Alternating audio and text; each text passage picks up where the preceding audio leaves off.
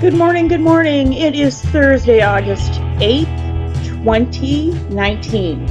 And we had a plan today to give you a little preview of the tanks, and then we're not going to do that. So what are we going to do? Well, one of our livestock purchases showed up very early, and we thank our supplier for that. We're not unhappy about that. It just changes our plans a little bit. So I thought maybe, you would come along for a live unboxing. Now, before you get all excited and think that there's our pretty shrimp or maybe a flowy veil-tailed betta fish or something like that, nope, it's not. It's not that exciting, although it's exciting for me because I happen to like what I've purchased. And while you're watching me fiddle trying to get this package out of the box, I'll just tell you, it's Malaysian trumpet snails. Now you remember, back 2 weeks ago, I showed you a shot of a pond snail that that hitchhiked along, and some of his little baby friends came with him, maybe a few cousins, and maybe an aunt or an uncle, all hitched a ride on my plants. And you remember that I said that I was not happy about it, and I probably wouldn't buy from that supplier again.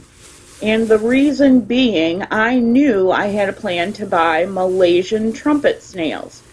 Now, you may say, well, what's the difference? A snail's a snail. Not really. If you remember, the little pond snail that I showed you was about the size of half a pencil eraser, and it had a very oval shell. It's not, it's not a terrible thing to have, but I did not want them.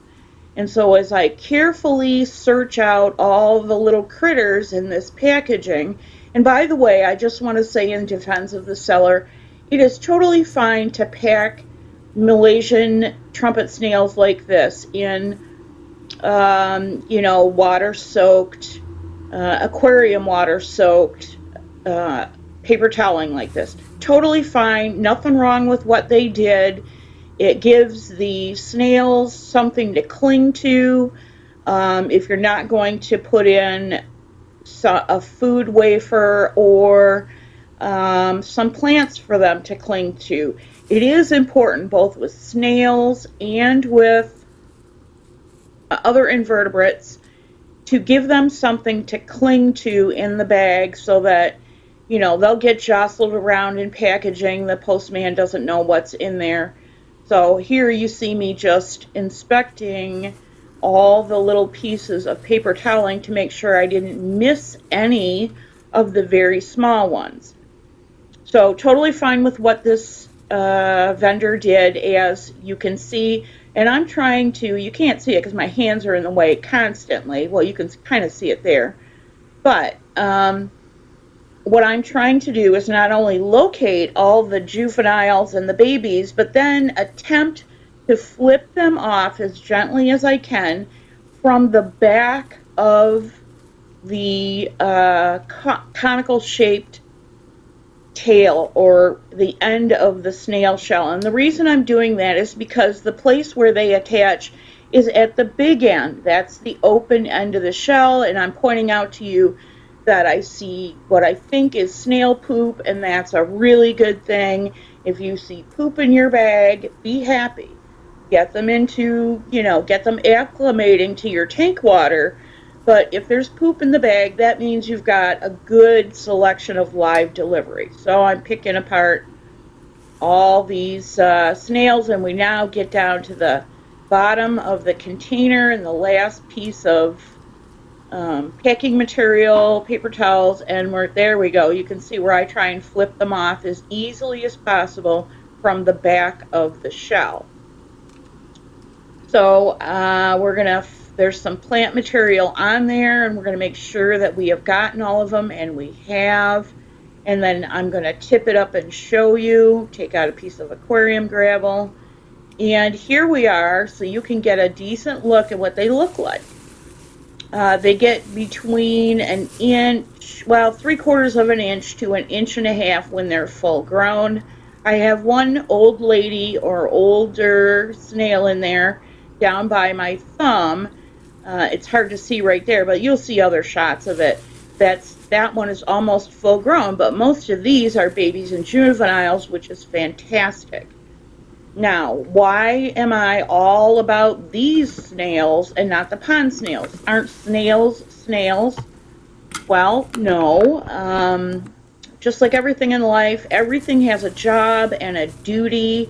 And these Malaysian pond snails, their job is to tunnel through your substrate and aerate the substrate so that it doesn't have a bunch of anaerobic meaning no air circulation or no oxygen circulation, pockets in there, because those pockets will go sour and things will rot. So their job basically is to be an underwater excavator, an under substrate excavator, and be able to dig around. And here you can see there's a little bit of detritus from my tank, and I'm going to pour them in with a couple of pieces of my lunch.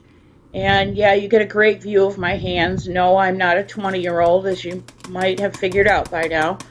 But I've just dumped them all in there, got them all in one fell swoop, and then I'm going to take some of their water out so that those cucumber slices will sink lower. They float normally, and I want them to be down where the snails can get them. So I'm going to siphon out some water, try not to get the snails in my siphon, and we will have place for them to either anchor themselves and or eat if they are hungry. And you'll see in a couple of minutes they're actually moving around. I don't think you can tell from this shot, but they are moving around a little bit, so we definitely have live delivery, which I'm very appreciative of. These were not supposed to be here until Saturday, whoops, but they arrived 2 days early, and that's perfectly okay for this livestock. This livestock will be fine once they go into the tank, but I have a few things that I want to show you before they go into the tank.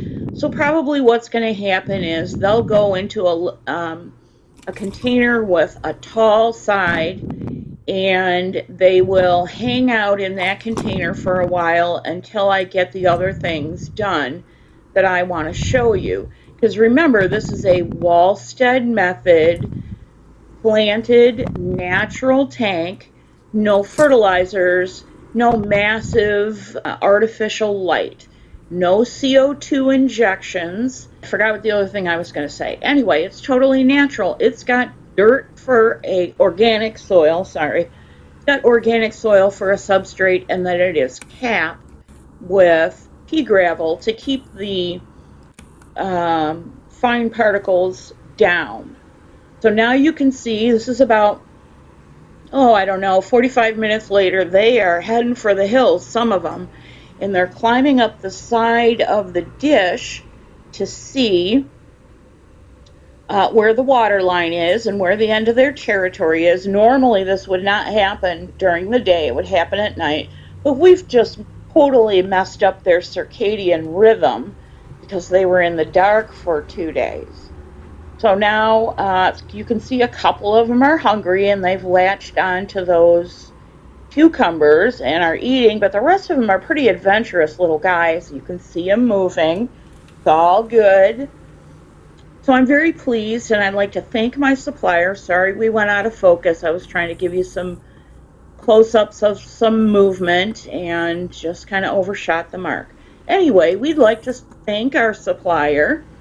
We will put a link to their eBay listings in the show notes, and this is for live listings current as of August 8th, Thursday, 2019.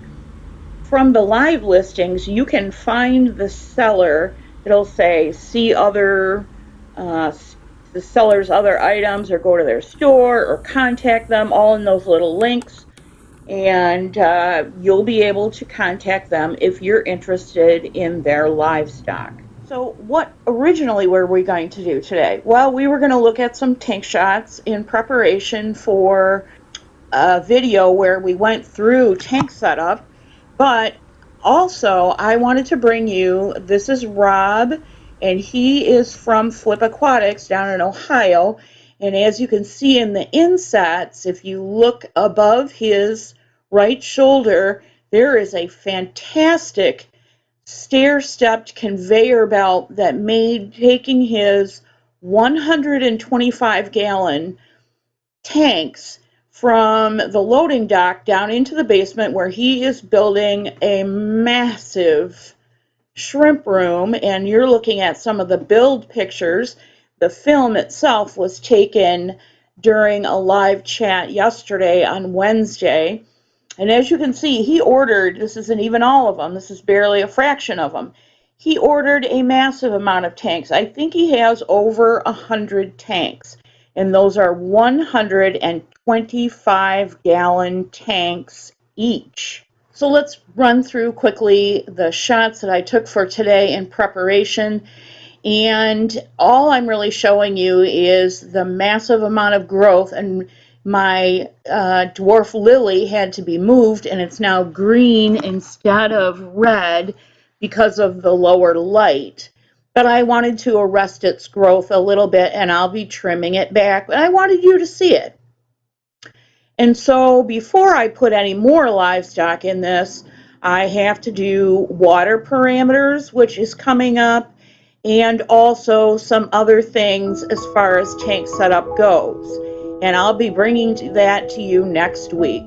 Thanks so much for joining us, for me and the shepherd and the Malaysian trumpet snails. Have a great weekend.